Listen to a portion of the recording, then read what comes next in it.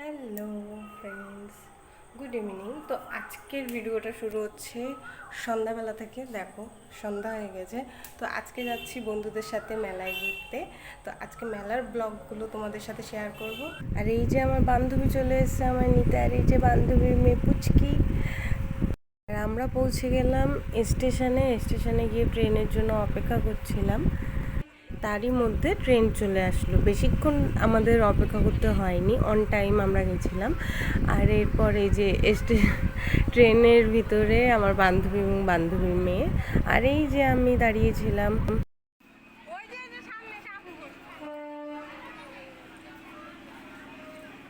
আর আমরা নেমে পড়লাম গোবরডাঙ্গা স্টেশনে। আর আমি কাকে বলছিলাম, ওই যে সামনে সামনে এই যে আমাদের বন্ধু ইন্দ্র, ওকে নিয়ে আসতে বলেছিলাম জলের বোতল, আর এই জলের বোতল দিয়ে দিল।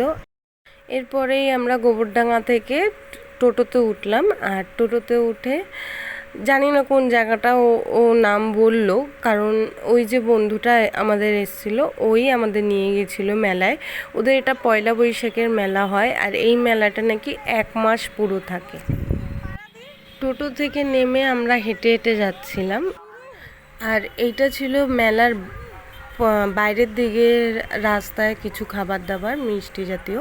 আর এটাই হলো মেলার প্রথম মেন গেট ছিল।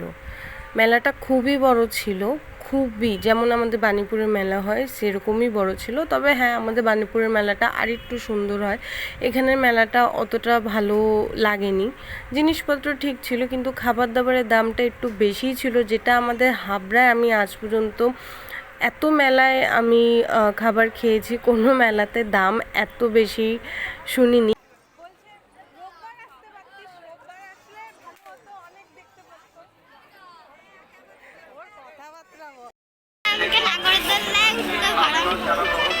উঠতে বারণ করেছে কেন? বারণ করবে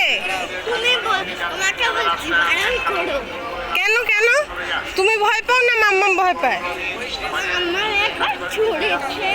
হ্যাঁ, ও অ্যাকচুয়ালি বলতে চাচ্ছিল ও নিজে উঠবে না, ও ভয় পায় বলে আমরা যেন বারণ করি ওর মাকে দোলনায় উঠতে, তাহলে আর ওকেও উঠতে হবে না, এই কারণে। আর দেখো এখানে খুব সুন্দর সুন্দর ক্লিপ ছিল, অনেক চুড়ি ছিল, অনেক কানেরও ছিল।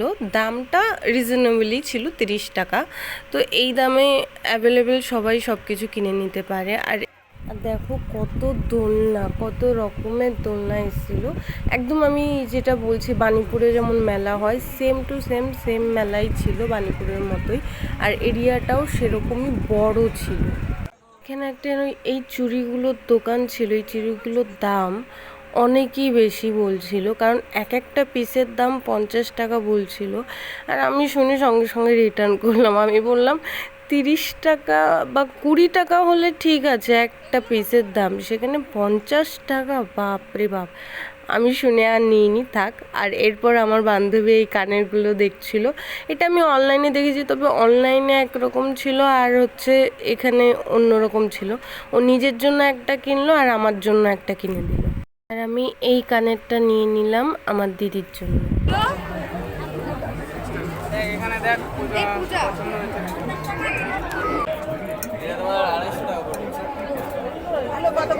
পুরো সেটটার দাম বললে 250 টাকা। দেখি টাকা দেখি, ভালো লাগে, খারাপ লাগে, খারাপ লাগছে না, ভালো লাগে। আর ওপরের গুলো, আর এখানে এই শিব ঠাকুরের মূর্তিগুলো দেখছিল আমি এবং আমার বান্ধবী, দুজনেই দেখছিলাম। আমি দেখছিলাম শিব ঠাকুর বসিয়ে রাখে যে বাটিটা, সেই বাটিটাকে, কারণ আমাদের যে বাটিটা ছিল সেটা খুব ছোট ছিল, এখন ছিল কি এখনও আছে। তাই আমি চাইছিলাম একটা বড় বাটি কিনতে। তারপর ভাবলাম যে মেলা থেকে কিনবো না, ঠকে ঠকে যাবো, বুঝতে পারবো না, দোকান থেকেই কিনে নেব। আর আমার বান্ধবীও শিব ঠাকুর নেবে বলে ও দেখছিল, এই সাইজটা খুব ভালো লাগছিল। কিন্তু এটা বলল যে পাথরের যে গুঁড়ো দিয়ে তৈরি হয় হয় সেইটা, আর যেটা ও এখন দেখাচ্ছে এটা হচ্ছে অরিজিনাল পাথর দিয়ে তৈরি। এটাকে নাকি ঘি মধু দিয়ে স্নান করাতে করাতে হালকা কালো হয়ে যায়, এই কালারটা থাকে না।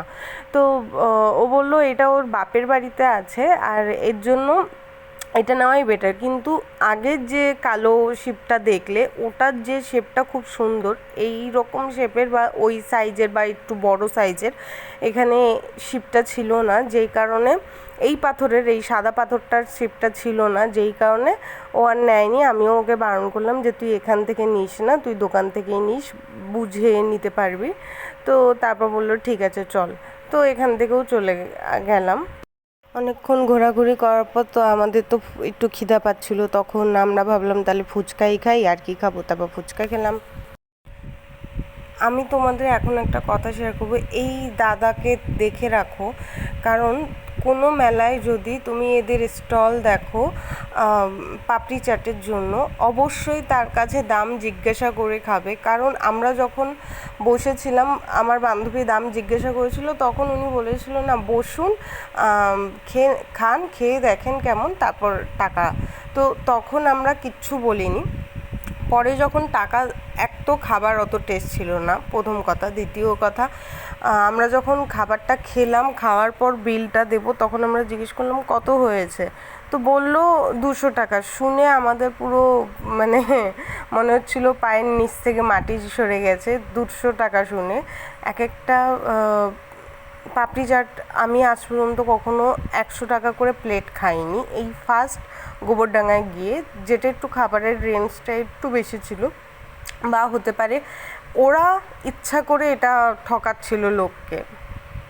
তাই এইসব জিনিস থেকে একটু সাবধান থাকবে। আর একটা জিনিস, আমি এরকম স্টিলের থালা বাসনের দোকান থেকে চামচ নিয়েছিলাম, ছোট ছোট যেটা নুনের কৌটোয় থাকে ছোট চামচ। তো সেই দোকানেও আমি বলেছিলাম, যেহেতু আমার হাতে মোবাইল ছিল এবং কোনো ব্যাগ ছিল সামথিং কিছু, যেই কারণে আমার সেই সময় চেক করার টাইম ছিল না যে 6টা আমি ছোট চামচগুলো নিচ্ছি সেইগুলো কীরকম দিচ্ছে বা কিছু। তো আমি দাদাটাকে বললাম তুমি চেক করে 6টা দিও। তো বাড়ি এসে দেখছি চামচগুলো তোমার সব 6টার মধ্যে 5টা চামচ ভালো ছিল, একটা চামচ খারাপ ছিল। তো আমি সেটাই বলবো, যেখানেই যাও না কেন একটুখানি এইসব জিনিসগুলো চেক করে নেবে।